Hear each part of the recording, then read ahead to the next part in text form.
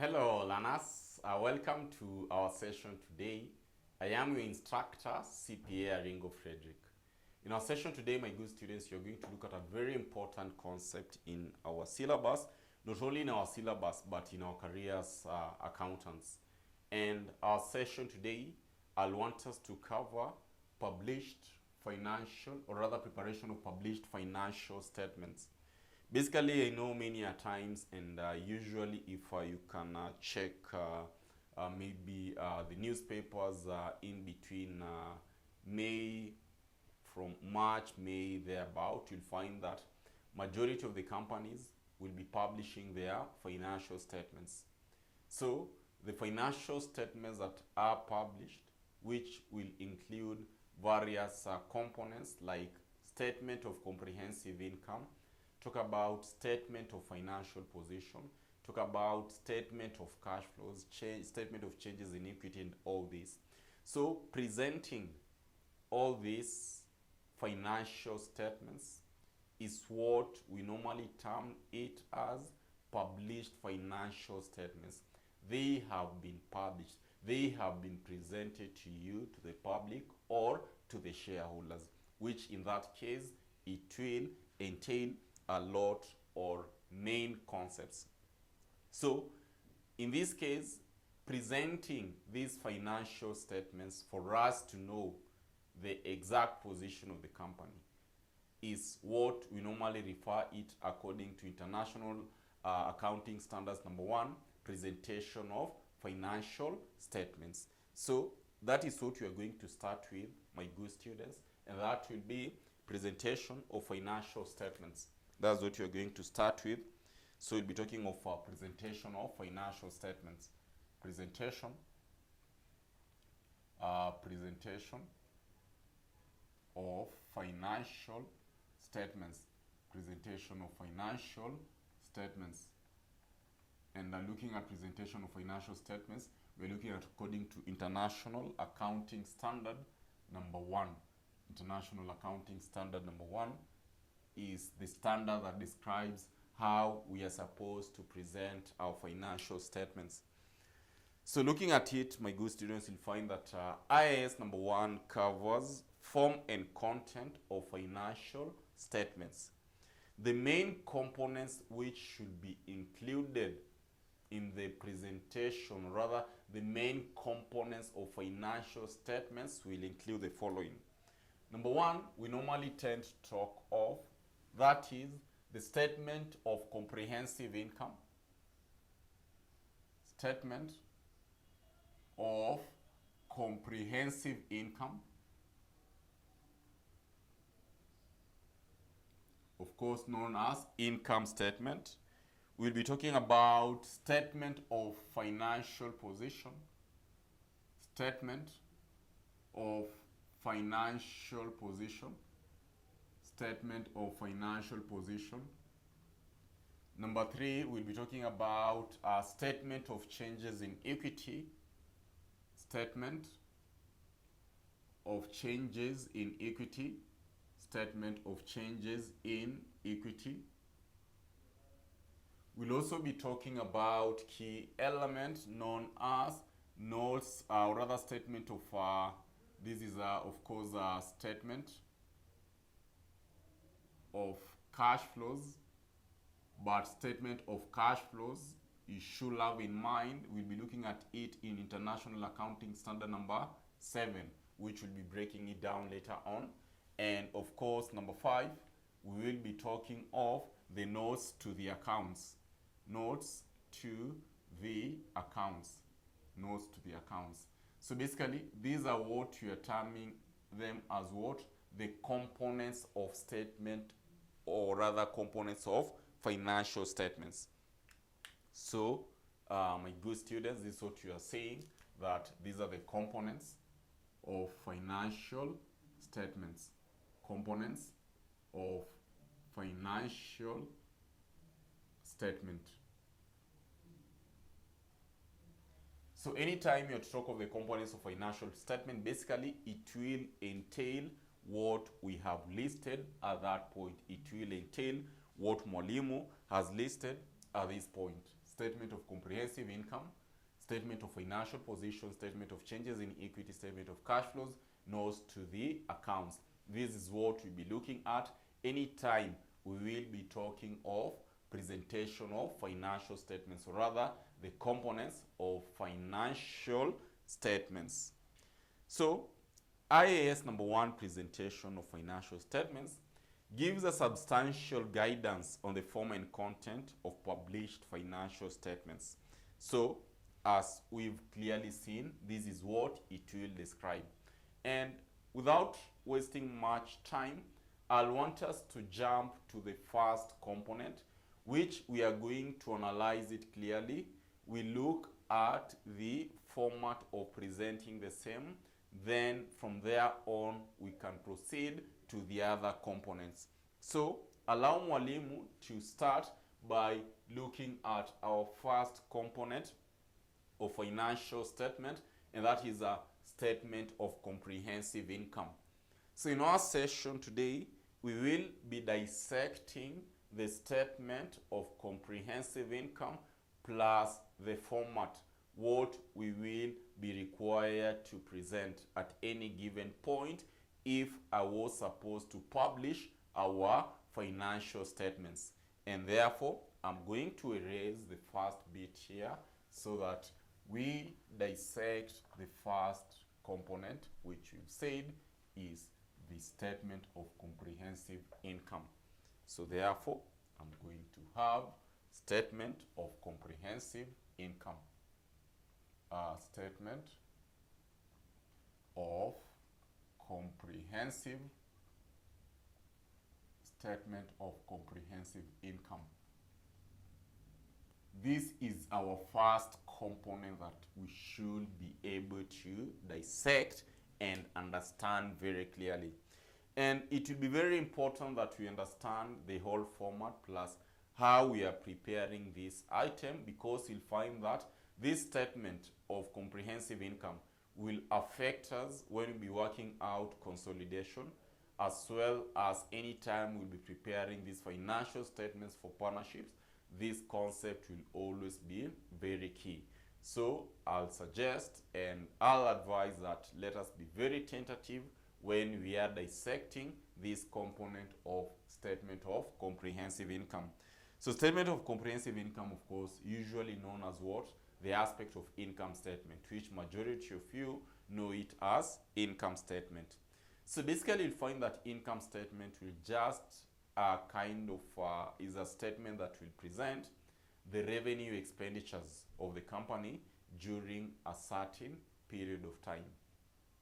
It's going to represent the revenue expenditures of a company during a certain period. And when you're talking of revenue expenditures, of course, we are looking at the running activities, the running expenditures and running income of the company within a particular period. So you'll find that it's going to present this aspect of revenue expenditure activities, which of course will also entail our income. So you'll find that according to the standard, there are some very key components that must always be presented anytime we are to prepare these statements. Number one component that must always be presented, of course, it is the period in which the statements relates to. That is one key element that must always be there. The period in which our statement relates to. Of course, another item to appear in our statement, that should be the name of the reporting entity. So we've said, first of all, we'll be having the period. We'll be having, actually, we can start with the name of the reporting entity. We proceed to the period of which we are representing our financial statements. Of course, we'll also be talking about the presentation currency, which is very, very key, the presentation currency. If I'm in Kenya, of course, our presentation currency will be Kenyan shillings. So all these are the components that we should always be having at the back of our mind for any time we are preparing our statement of financial, or rather our statement of comprehensive income. And to do this, so that it should sync very well, I want us to have this format. So I'm going to take this format, assuming you're talking of M. Darasa. This is the name of the entity, limited. Statement of comprehensive income. Statement of comprehensive income. Statement of comprehensive income for the year ended. For the year ended, say 31st December 2020. So we can clearly see that first of all, I'm having the name of the entity. We do have the period in which we are preparing our statement of comprehensive income. That is one of the main elements that should always be presented there. That should always be presented anytime you are doing this. So after we are done with that case, one key element that you must always tend to have at the back of your mind, of course, are the following now. Talk about the aspect to do with our income, which in this case we'll be talking of our revenue. So first of all, reporting presentation currency. We are presenting it in Kenyan shillings, right? So I'm having our revenue, which in this case term it as our sales. We should be having it at that point. Talk about our cost of sales. Cost of sales. You are going to have our cost of sales at that point. So that as at the end of the day, we are going to have our gross profit here. Our gross profit, we are going to have it at that point. Our gross profit. Now, the moment you do have our gross profit, of course, we can consider the expenses that we had during that period. These will include the following. In this case, we will be talking of the expenses. By the way, before the expenses, we'll be having other incomes such as discount received and all these other incomes. We can have it here as other incomes, not comprehensive, but just other incomes. We can have it there, so that my total income, we should be having it at that point. Then talk about expenses. So we should be talking of expenses here. In our expenses, and my good students, this is what I'll want it to stick at the back of our mind very clearly. For published financial statements, we are going to present our expenses as a block figure. Meaning that if, for example, I'm having, say, like depreciation expense, I can put it as under maybe aspect to do with cost of sales. If, for example, I'm having electricity, maybe I can put it as part of what? Administrative expenses.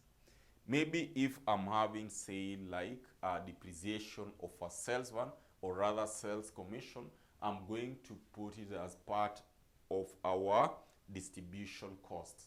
So you'll find that what Mwalimu is trying to say, for published financial statements, we will be reporting our figures as blocks, so that the breakdown of all these expenses will be presented in the notes to the accounts. And that is what you must always tend to have at the back of your mind, so that at this point, my category of expenses that you can talk about will include distribution expenses, for example. Talk about distribution expenses, administrative expenses,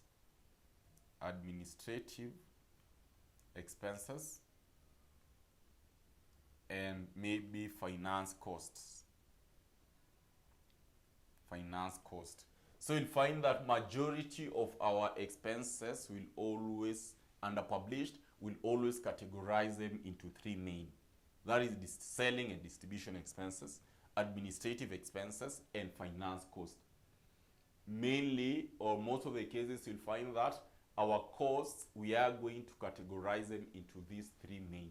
So that as at the end of the day, I'm going to have our figures there being our expenses.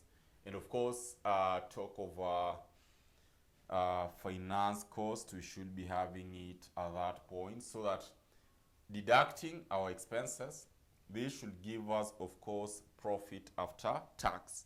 They should give us a profit before tax. So I'm going to have a profit before tax. Profit before tax. You're going to have a profit before tax at that point. So the moment you do have a profit after tax, of course, consider your corporation tax. Consider your corporation tax. So we will be having our corporation tax here. We will be having, of course, corporation tax. So talk of corporation or income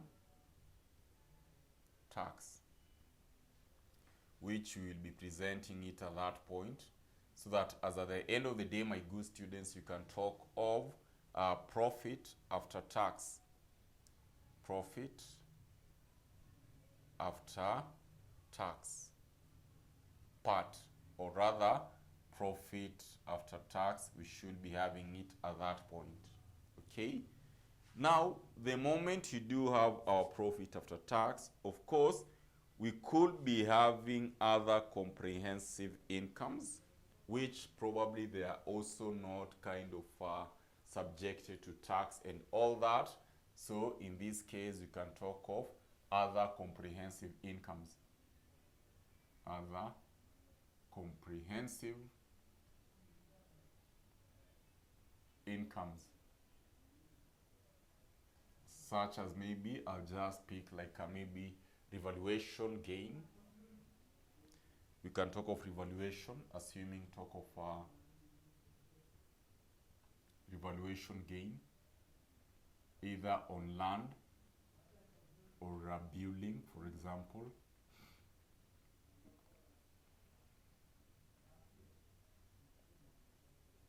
So that as at the end of the day, we can talk of total comprehensive income. We can talk of total comprehensive, we can talk of total comprehensive incomes, total comprehensive income as at the end of the day. So that total comprehensive income, or rather income for that period, profit for the year. So that the moment we are done with this, you'll find that the next statement that you are going to prepare is what you are going to term it as what? Statement of changes in equity.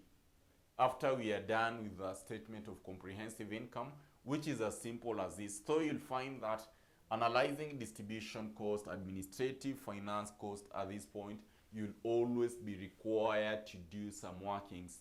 Like for finance cost, you'll find that a component of finance cost will include the aspect of rent. We can as well have, say, like the dividends paid on preference shares. At times, this one you normally take it to finance cost, because remember, preference shares, these are the long-term liabilities. These are taken as the long-term liabilities. So in such a case, they have financed the firm, and therefore we are paying them dividends. So that's why, and that's the main reason why we normally tend to take the dividends paid to preference shares as part of our finance cost, as part of our finance cost, as part of our finance cost. So my good students, you'll find that whatever that we've done right now, we've just analyzed the first statement, or rather the first component of our financial statements. Now, I want us to proceed and look at the second part, which is statement of changes in equity. I'll want us to proceed and also dissect the second statement, which in this case we are talking of statement of changes in equity. So unless you have a question here, we can always ask, of course, but if we don't have any question, Mwalimu will proceed to the next bit. Suppose you have a question, you can ask. If you don't have a question, Mwalimu will proceed to the next bit. Yes, one of us is asking that Mwalimu, regarding depreciation, where do you normally tend to take depreciation? So, you'll find that for depreciation, my good students, what you must always note is that for depreciation, if the examiner has not specified, depreciation always advisable you cater for it under cost of sales. So as you will be preparing your summary for cost of sales, also in that case, kindly you can incorporate depreciation at that point. Unless the examiner has specified that, depreciation is categorized maybe as part of distribution cost, or maybe depreciation is categorized as part of maybe aspect of admin cost. That is when you can put depreciation on the classes.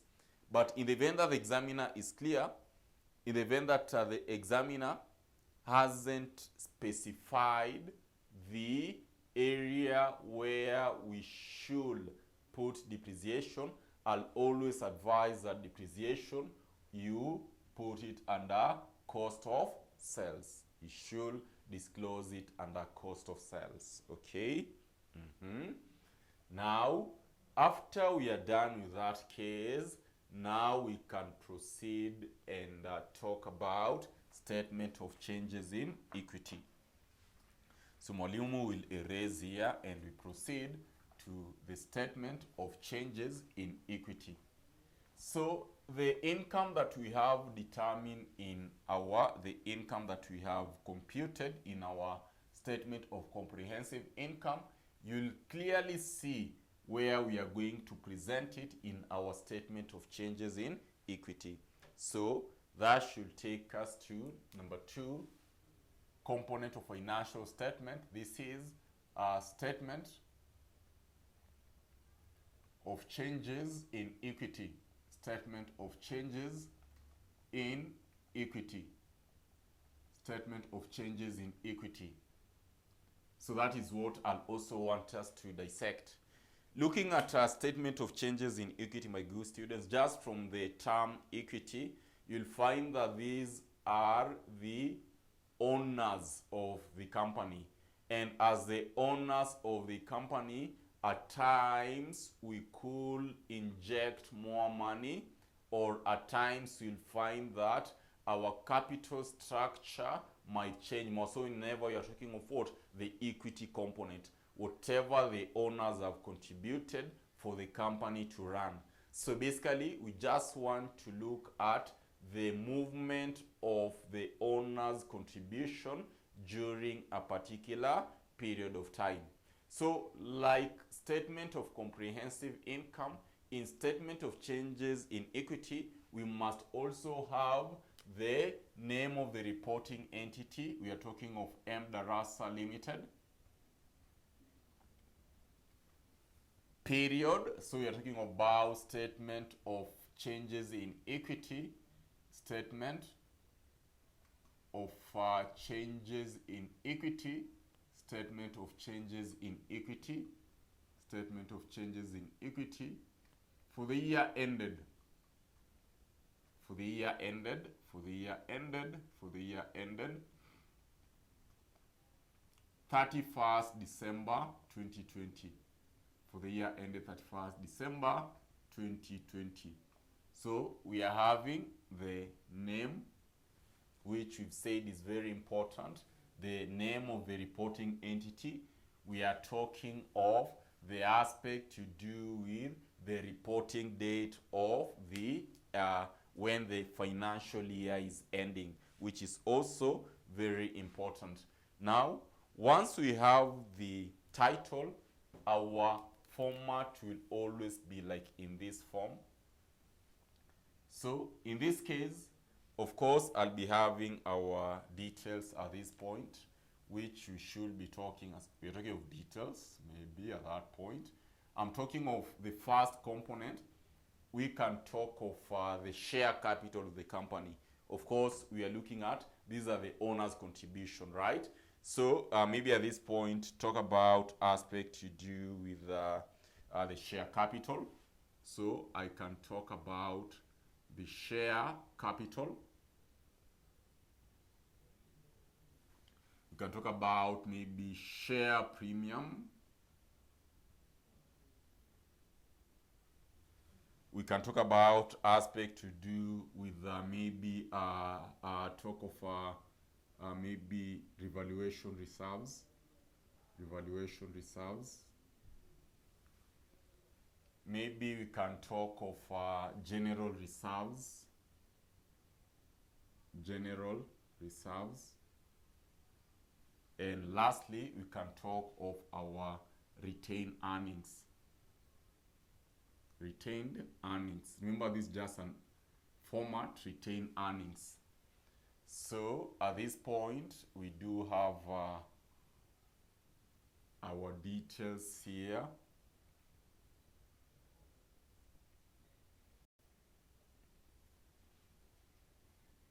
So looking at our statement of changes in equity, of course, our business is not new, assuming is an ongoing business, meaning that we could be having some balances brought down from the previous period.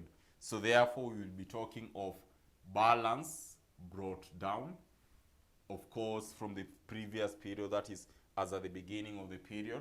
Therefore, I should be having it at that point.